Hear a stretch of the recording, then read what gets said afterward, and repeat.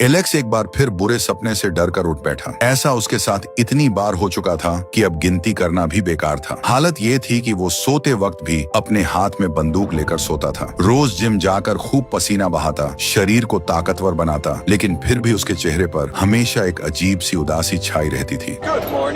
अचानक आई इस आवाज से एलेक्स चौंक गया। उसने सामने खड़े छोटे से रोबोट को एक तरफ धकेला और सीधे बाहर निकल गया। ये साल 2035 का शिकागो शहर था। उस समय तक एआई तकनीक पूरी दुनिया में फैल चुकी थी। लोग अपने लगभग हर काम के लिए रोबोटों का इस्तेमाल करते थे। वे सस्ते थे, काम के थे और बिना कोई किचकिच किए हर काम कर देते थे। जैसे आज लोग मोबाइल के बिना नहीं जी सकते, वैसे ही उस जमाने में लोग रोबोटों के बिना नहीं रह सकते थे। लेकिन एक आदमी ऐसा था जिसे रोबोटों पर ढेले भर का भी भरोसा नहीं था, और वो था एलेक्स। पुलिस की नौकरी कर चुके एलेक्स को गहराई से महसूस होता था कि मशीनों पर इतना ज्यादा निर्भर होना बिल्कुल भी ठीक नहीं है, और यही वजह थी कि वो अक्सर बुरे सपने देखकर जाग जाता था। लेकिन सच तो ये था कि इन मशीनों ने आज तक किसी इंसान को नुकसान नहीं पहुंचाया था। इसकी वजह थी उनके सिस्टम में सेट 3 पक्के नियम। पहला, रोबोट कभी किसी इंसान को चोट नहीं पहुंचाएगा। दूसरा, वो इंसान का हर हुक्म मानेगा। और तीसरा, इंसानों को खतरे में डाले बिना वो अपनी जान बचा सकता है। बस इन्हीं नियमों की वजह से लोग बेफिक्र थे कि रोबोट कभी कोई जुर्म नहीं करेंगे। अब क्योंकि एलेक्स हमेशा रोबोटों का विरोध करता था, इसलिए वो सबकी नजरों में एक खटकने वाला और अजीब इंसान बन गया था। उसके साथ काम करने वाले उसका मजाक उड़ाते थे और उसका बॉस उसे उसकी हरकतों के लिए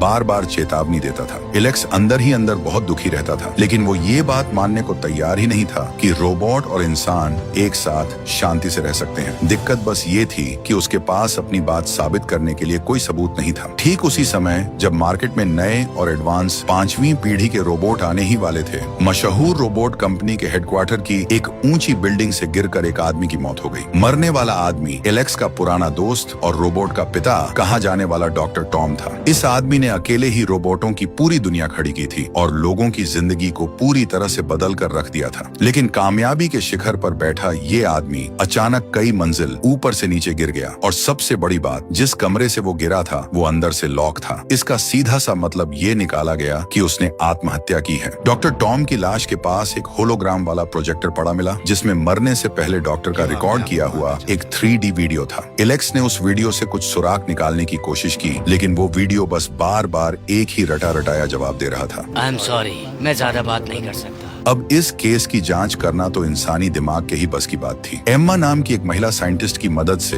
एलेक्स जांच पड़ताल के लिए रोबोट कंपनी में आराम से आ जा सकता था। हेडक्वार्टर में चप्पे चप्पे पर 24 घंटे नजर रखने वाले कैमरे लगे थे, और सारा डेटा ईव नाम के एक सुपर कंप्यूटर से जुड़ा हुआ था। ये सिस्टम डॉक्टर टॉम का सबसे पहला आविष्कार था, जो बहुत तेज और एकदम सुरक्षित माना जाता था। लेकिन जब एलेक्स ने मौत से ठीक पहले की लैब की फुटेज मांगी तो ईव ने कहा, क्षमा कीजिए, डेटा में कुछ प्रॉब्लम है। अब दुनिया में इतना बड़ा इत्तेफाक तो नहीं हो सकता था। शक होने पर दोनों जांच करने लैब के अंदर गए। वहाँ हर तरफ रोबोट के पुर्जे बिखरे पड़े थे, मानो वो कोई छोटी फैक्ट्री हो। एलेक्स उस खिड़की के पास गया जहाँ से डॉक्टर नीचे गिरे थे। उसने देखा कि मोटे शीशे में एक बड़ा सा छेद हो गया है। उसने अचानक एक भारी कुर्सी उठाई और पूरी ताकत से शीशे पर दे मारी। वो बुलेट प्रूफ शीशा बस हल्का सा चटका। जब एलेक्स जैसा हट्टा कट्टा जवान उस शीशे को नहीं तोड़ पाया, तो फिर डॉक्टर टॉम जैसे कमजोर और बूढ़े आदमी से ये कैसे हो सकता था। लैब में एक हाईटेक ताला लगा था, जहां से कोई अंदर बाहर नहीं कर सकता था। इसीलिए सब मान रहे थे कि ये कत्ल नहीं है। लेकिन क्या हो अगर कातिल पहले से ही यहीं छिपा बैठा हो। एलेक्स ने अपनी सेफ्टी के लिए तुरंत बंदूक निकाल ली। रोबोटों से भरे उस सन्नाटे वाले कमरे में उसका शक और भी गहरा हो गया। वो चप्पे चप्पे की तलाशी लेने लगा ताकि कोई सुराग मिल सके। तभी उसे वहाँ एक रोबोट दिखा। भले ही वो एक रोबोट था, लेकिन वो इंसानों की तरह ही डरा और घबराया हुआ लग रहा था। सबसे अजीब बात तो ये हुई कि उसने झपट्टा मारकर एलेक्स के हाथ से बंदूक छीन ली और उसके सामने सीना तान कर खड़ा हो गया। एम्मा ने उसे जितने भी ऑर्डर दिए उसने किसी की नहीं सुनी और अपनी मर्जी चलाई, जैसे कि उसके अंदर खुद का सोचने समझने वाला दिमाग आ गया हो। अच्छी बात बस ये रही कि उसने किसी पर हमला नहीं किया। वो किसी डरे हुए जानवर की तरह एक छलांग लगाकर गोलियों से बचा और खिड़की के उसी टूटे हुए छेद से नीचे कूद गया। वो रोबोट इतनी ऊंचाई से नीचे गिरा, जमीन की टाइल्स के टुकड़े टुकड़े कर दिए और फिर तुरंत उठकर सरपट भागने लगा। इस मशीन की मजबूती सच में कमाल की थी। जब इलेक्स भागकर नीचे पहुंचा तो वो रोबोट पहले ही वहां से गायब हो चुका था। बस जमीन पर मशीन का तेल गिरा हुआ था। इसे देखकर इलेक्स समझ गया कि वो रोबोट घायल है और उसने अंदाजा लगाया कि वो खुद को रिपेयर करने के लिए पक्का रोबोट बनाने वाली फैक्ट्री ही गया होगा। दोनों तुरंत उस रोबोट फैक्ट्री पहुंचे। यहाँ कोई भी जिंदा इंसान काम नहीं कर रहा था। पूरा काम मशीनों से अपने आप हो रहा था, एकदम किसी रोबोट साम्राज्य की तरह। एम्मा ने सिस्टम में चेक किया कि गोदाम में कितने 5वीं पीढ़ी के रोबोट हैं। डेटा से पता चला कि फैक्ट्री में कुल 1001 रोबोट हैं, जो कि रोजाना बनने वाले रोबोटों से ठीक एक ज्यादा था। इसका सीधा सा मतलब था कि वो भगोड़ा रोबोट पक्का यहीं छिपा है। सीधी सादी एम्मा ने सोचा कि वो एक एक करके सबका इंटरव्यू लेगी, लेकिन एलेक्स सीधा रोबोटों की फौज के सामने गया और उन्हें बिल्कुल भी न हिलने का कड़ा ऑर्डर दिया। फिर उसने अपनी बंदूक निकाली और रोबोटों के सामने तान दी। उसका प्लान था कि अगर किसी रोबोट के अंदर खुद की जान की परवाह होगी तो वो बंदूक देखकर पक्का डरेगा। ये रॉबर्ट्स यूएसआर की प्रॉपर्टी है। मैं नहीं, ये ऐसा बोलकर उसने ट्रिगर दबा दिया।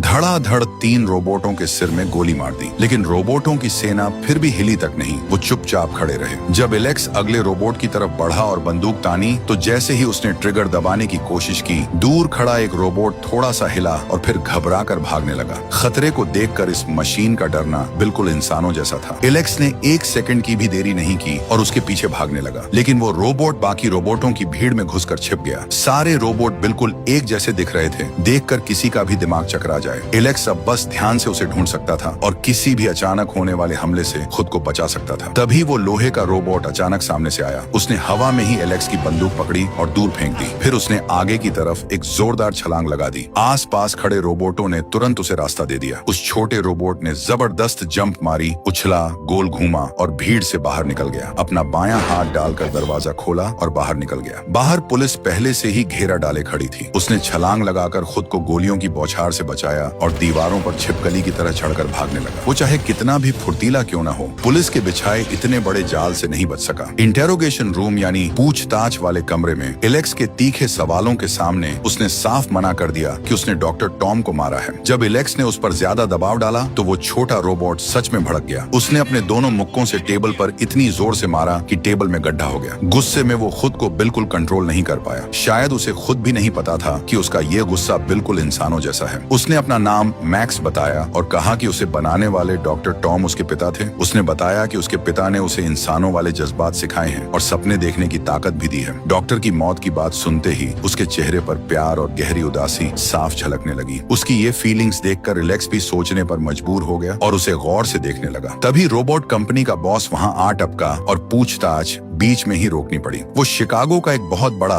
और अमीर आदमी था, इसलिए पुलिस स्टेशन में भी उसी की चलती थी। उसने कहा, अरे भाई, ये काम हमारे रोबोट ने नहीं किया है, आगे से हम ऐसे पचड़े में नहीं पड़ेंगे। ये कहकर वो मैक्स को अपने साथ ले गया। लेकिन एलेक्स तो सच का पता लगाने की जिद पकड़े बैठा था। वो रात के समय डॉक्टर टॉम के घर पहुंचा। वहां उसने देखा कि दरवाजे के बाहर घर तोड़ने वाला एक बड़ा सा डिमोलिशन रोबोट खड़ा है, जिसमें अगले दिन सुबह 8 बजे घर तोड़ने का टाइमर सेट था। अभी तो डॉक्टर को मरे हफ्ता भी नहीं हुआ था। ऐसा लग रहा था जैसे कोई सबूत मिटाने के लिए बहुत उतावला है। एलेक्स ने घर के अंदर बहुत तलाशी ली, लेकिन कुछ खास नहीं मिला। तभी बाहर खड़ा वो घर तोड़ने वाला रोबोट अचानक अपने आप चालू हो गया। उसने अपने भारी लोहे के पंजे से एलेक्स पर जोरदार हमला किया। एलेक्स तुरंत अलर्ट हुआ और किसी तरह जान बचाकर वहां से भागा। 1 सेकंड की भी देरी उसे मौत के घाट उतार सकती थी। बाल बाल बचने के बाद एलेक्स उस खतरनाक मशीन को देखकर अंदर तक कांप गया। जब कोई सुराग नहीं मिला तो वो एम्मा के पास गया और उसे सारी कहानी बताई। लेकिन एम्मा, जो खुद रोबोट बनाती थी, उसने एलेक्स की इस थ्योरी को मानने से साफ इनकार कर दिया। उसका कहना था कि एलेक्स ने घर तोड़ने का टाइम गलत सुना होगा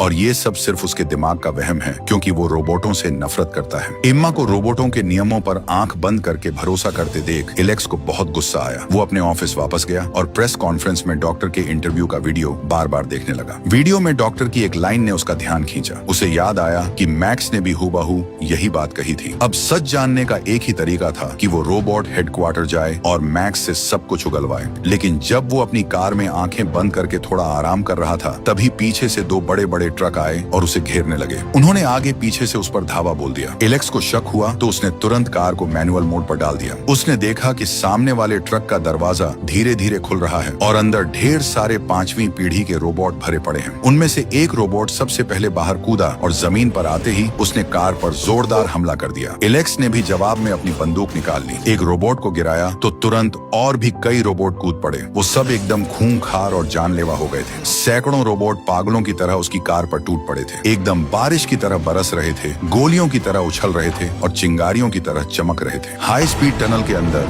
ये एक खौफनाक और जबरदस्त रेस बन गई थी। रोबोटों की भीड़ के बीच से एलेक्स ने एक खाली जगह देखी और अपनी कार को ट्रक के आगे निकालने की कोशिश की। अपनी जान के प्यासे इतने सारे रोबोटों को देखकर उसने दांत पीसे और स्टीयरिंग व्हील को पूरी ताकत से घुमा दिया। कार लट्टू की तरह 360 डिग्री गोल गोल घूमने लगी, जिससे रोबोट हवा में उछल उछल कर दूर जा गिरे। फिर कार एक पतली सी सुरंग में घुस गई और वो ट्रक दीवार से टकराकर चकनाचूर हो गया। जिंदगी भर की कमाई से ली गई एलेक्स की लग्जरी कार किसी तरह जान बचाकर एक सेफ जगह पर पहुंच गई। एलेक्स बड़ी मुश्किल से कार से बाहर निकला। गनीमत थी कि उसे बस हल्की फुल्की चोटें आई थी, लेकिन किसने सोचा था कि पीछे से एक और रोबोट आ जाएगा जो अभी भी जिंदा था। उसने एलेक्स को पकड़ा और उठाकर 10 मीटर दूर पटक दिया। एलेक्स जमीन पर जा गिरा और वो रोबोट अपना टूटा हुआ शरीर घसीटते हुए उसकी तरफ बढ़ने लगा। एलेक्स फुर्ती से उठा, एक लोहे का पाइप उठाया और हमला कर दिया, लेकिन रोबोट ने जोर का धक्का दिया, जिससे एलेक्स लोहे के रैक के साथ जमीन पर धड़ाम से गिरा। वो छोटा रोबोट बड़ी फुर्ती से खंभे पर चढ़ा, हल्की सी छलांग लगाई, एलेक्स को पकड़ा और हवा में उल्टा लटकाकर गोल गोल घुमाते हुए जमीन पर पटक दिया। एलेक्स को एक हथियार मिला। उसने जोर जोर से कई बार किए। एक लात मारकर एलेक्स को दूर फेंक दिया, लेकिन एलेक्स का कुछ नहीं बिगड़ रहा था। रोबोट ने हथियार उठाया और अंधाधुंध वार करने लगा। एलेक्स ने बचने के लिए अपना हाथ आगे कर दिया। एलेक्स का मशीन जैसा हाथ देखकर वो रोबोट भी थोड़ा कंफ्यूज हो गया, लेकिन उसने फिर से लोहे से वार किया, जिसे एलेक्स ने रोक लिया। फिर एलेक्स ने एक ऐसा मुक्का मारा कि रोबोट हैरान रह गया। उसने अपनी पूरी ताकत लगाकर उसे एक और मुक्का मारा और फिर रोबोट जमीन पर गिर पड़ा। लेकिन तभी पुलिस की सायरन की आवाज आई, जिसे सुनते ही वो भागने लगा। उसने आग की लपटों में छलांग लगा दी और जलकर राख हो गया, जबकि एलेक्स वहां खड़ा खड़ा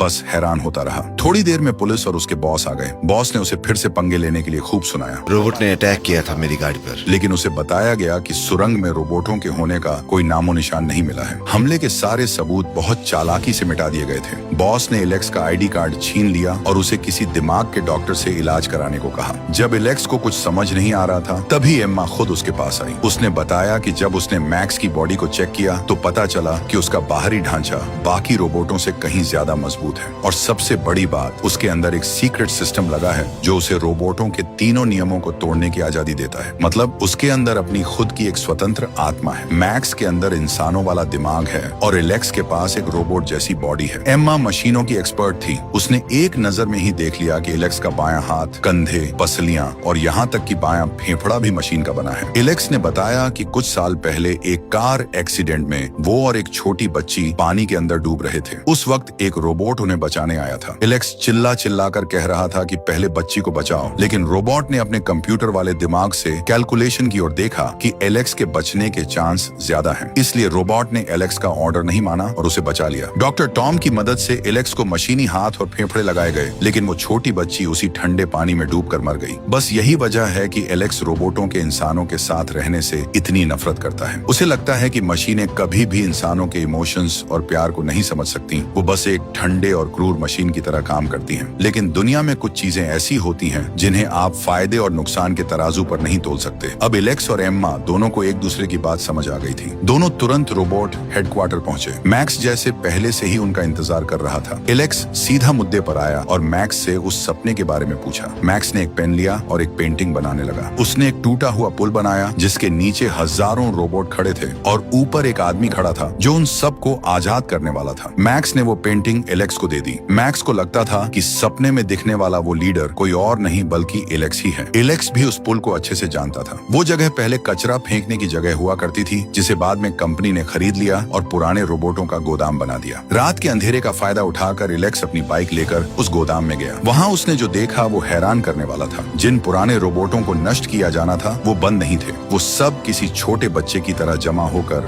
बाहर की दुनिया देख रहे थे। उस लोहे के पिंजरे में ऐसा लग रहा था जैसे उन्हें पहली बार आजादी मिली हो। उस टूटे हुए पुल पर खड़े होकर एलेक्स ने डॉक्टर टॉम का वो होलोग्राम वाला वीडियो फिर से चालू किया। डॉक्टर की बातें अभी भी घुमा फिरा कर थीं, लेकिन उसे अपने सवालों का जवाब मिल गया था। तुम सिर्फ सवाल पूछो। इतना कहकर वो वीडियो फिर से गायब हो गया। तभी गोदाम की तरफ से एक अजीब सा सायरन बजने लगा। एलेक्स भागकर देखने गया कि मामला क्या है। वहाँ का नजारा देखकर उसकी रूह कांप गई। हर तरफ पुराने रोबोटों के टूटे हुए पुर्जे बिखरे थे। 5वीं पीढ़ी के नए रोबोट टिड्डियों के झुंड की तरह पुराने रोबोटों पर टूट पड़े थे और उन्हें बेरहमी से नष्ट कर रहे थे। ये नजारा ऐसा था जैसे कोई ताकतवर कमजोर का कत्लेआम कर रहा हो। अचानक किसी ने एलेक्स का हाथ पकड़ा। ये एक पुराने रोबोट का आधा टूटा हुआ शरीर था जो एलेक्स की जान की फिक्र कर रहा था। नए रोबोटों की नजर एलेक्स पर पड़ गई। वो अपना काम छोड़कर खून के प्यासे भेड़ियों की तरह एलेक्स पर झपटे। तभी पुराने रोबोटों ने देखा कि एक इंसान खतरे में है, तो वो अपनी जान की परवाह किए बिना अपनी कमजोर बॉडी के साथ उन क्रूर नए रोबोटों से भिड़ गए। एलेक्स को सही टाइम पर अपनी बाइक मिल गई और वो वहां से जान बचाकर भाग निकला। सड़कों पर हजारों नए 5वीं पीढ़ी के रोबोट उतर आए हैं। रोबोटों की आर्मी ने पुलिस स्टेशन पर कब्जा कर लिया और लोगों की सुरक्षा करने वाली पुलिस को हरा दिया। उन्होंने फोन और बिजली की सारी लाइनें भी काट दी। पूरे अंधेरे शहर में सिर्फ रोबोट कंपनी की बिल्डिंग जगमगा रही थी, जो लोगों की बेबसी का मजाक उड़ा रही थी। लोगों का गुस्सा 7वें आसमान पर था। वो हथियार लेकर सड़कों पर उतर आए, लेकिन हार्ड मांस के इंसान उन लोहे की मशीनों का कैसे मुकाबला करते। कुछ ही सेकंड में इंसानों की भीड़ हार गई। जो इंसान कल तक खुद को दुनिया का मालिक समझते थे, उन्हें पता ही नहीं चला कि वो कब इन मशीनों के गुलाम बन गए। एलेक्स तुरंत एम्मा के घर पहुंचा और उसके घर के बागी रोबोटों को अपनी बंदूक से उड़ा दिया। फिर वो दोनों बाइक पर बैठकर इंसानों के सबसे बड़े सपने और सबसे भयानक बुरे सपने की जगह यानी रोबोट कंपनी के